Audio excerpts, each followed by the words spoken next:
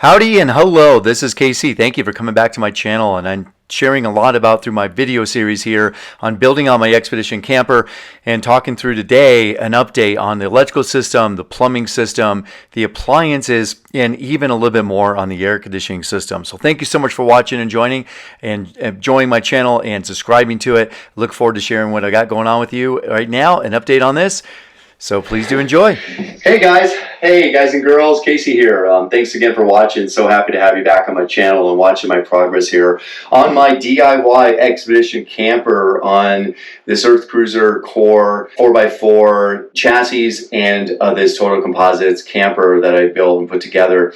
It's been a little while since I've given you an update or been able to give you an update, in part because I've been pretty busy. I've had a couple, I'll say, build parties with a couple of friends, a friend or two in here helping me out doing some builds, and we getting some stuff done. So let me give a little overview of what I've gotten done and where things are at right now, so you can get an update on this, and also where things are going, because it's starting to get to a really interesting phase now where it's starting to take shape. Obviously it took shape with the form of the Total Composites body going on, and then obviously adding some things with the windows and stuff like that. Now we're actually building out the interior, which is really exciting to build the cabinetry. And now you can see a little bit more of what I've been talking about perhaps in my video back from months ago on my design, and now that it's taken place, and also a little more how I'm planning to do my distribution for my electrical and plumbing and things like that too. So let's give you a little walkthrough. All right.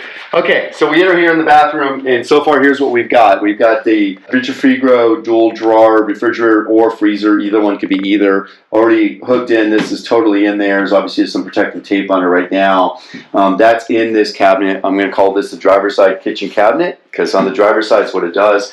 This is the wine fridge in right now. I took the handle off of this because I am going to change the handle to some little knobs. It is in there. It's solid. It's working great. Like I said, I'm changing the handle. I'm going to slide out a little bit further so I can get a little bit further out, and that will give a little bit more airflow at the back of this Vitrifrigo fridge for the two fortune blow in the same direction. There is a gap between the two there where that heat will blow out, and there's also an air inlet on the other side. But I just want to make sure I've got that room, a little more room for it. At the base of this, or this space here in this cabinet, there's all going to be drawers in here. So this will be drawers basically from the bottom to the top. At the very base of the cabinet, because I have this toe kick, I've got some plumbing down there. You're going to have some electrical components that'll be down in here, fuse panels and things like that for this cabinet, for this area, and also a DC to DC converter, because I am doing my battery system at 24 volts DC, and I'm going to have a few 12 volt loads. Most of my loads will be actually at 24 volts, like the refrigerators and most of the major appliances, inverter, all that stuff will all be at 24 volts. So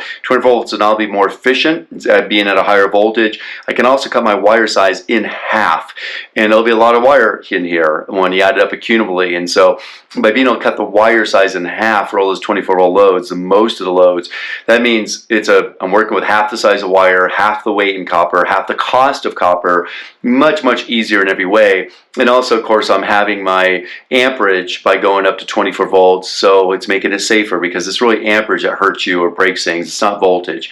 And so, lowering that amperage down, I have smaller fuses, it makes it safer, and so on, right? So that's kind of what that's going on. So, but I am going to nonetheless still have some 12 volt loads, things like USB charging, and some of the lights are just cheaper to buy at 12 volts and 24 volts and things like that. Very small loads, but nonetheless, I'll have basically at least one DC to DC converter from 24 to 12 volts on each side. So I'll place those in a place like at the base down here, one potential place. Anyways, this will be drawers all the way up. All of an induction stove cooktop here. That actually countertop will come over to here. Above this, I'm about ready to build that out. This will be the upper fridge, or the main fridge. So that'll be a pull-out, a swing door, instead of the two drawers like these have here.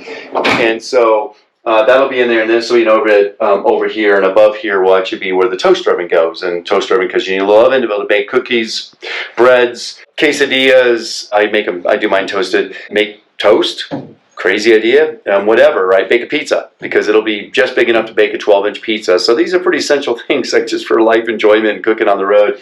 And so yes, there'll be a little toaster oven in the overhead cabinet here, and then above that we'll have some storage that'll run across the window here.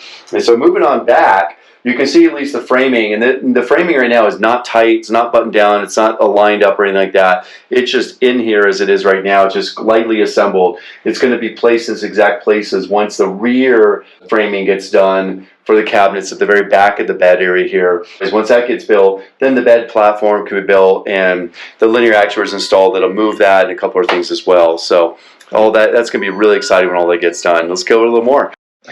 All right, so I am using the Comfort and Cruise AC split AC system. It has a separate AC compressor, which comes in a roughly 12 by 12 box. It has a separate AC evaporator, which is already installed outside. It's dual fan setup outside installed along the chassis rails. That was back in a video quite a ways back, one of the first 10 videos on this chassis build or on this camper build. And then there's also the condensing coils down below, and the evaporator coil is up here inside the camper, and that's going to go up in this overhead cabinet that's going to be here. And that way, because it blows this way, blow this way through some ducting, that'll go all the way around up to the bed area, and then it's going to draw its air back in up here in the front. So that way it draws the air all the way circling around the whole entire camper, blows it out essentially towards the back, and recirculates all the way back around here with a couple vents on the way to provide some cooling, more direct cooling. One shout out to Comfort and Cruise. They really wrap things incredibly well. I've already opened this box up. You can see here as you unwrap things, this nice paper, everything's wrapped up really nicely. It's well wrapped up in saran wrap. And it's a really, they do a great job with the wrapping. I'm going to pull this out and we'll take a look at it and see how we can fit it in here when I get these drawer slides fitted in. So I'm looking forward to sharing that with you and talking about a little more of the details and why I chose this unit and versus some of the others and so forth. All right, bye. Thanks so much for watching. Certainly coming up on future videos is going to be more details about the installation of the air conditioning system, more about the electrical system and the plumbing system and the details going into that, as well as also details in building out my cabinetry and some suggestions on how to do that well and so forth. So thanks again for watching, subscribing, and sharing with others. I look forward to sharing with you a lot more details coming up in my next videos.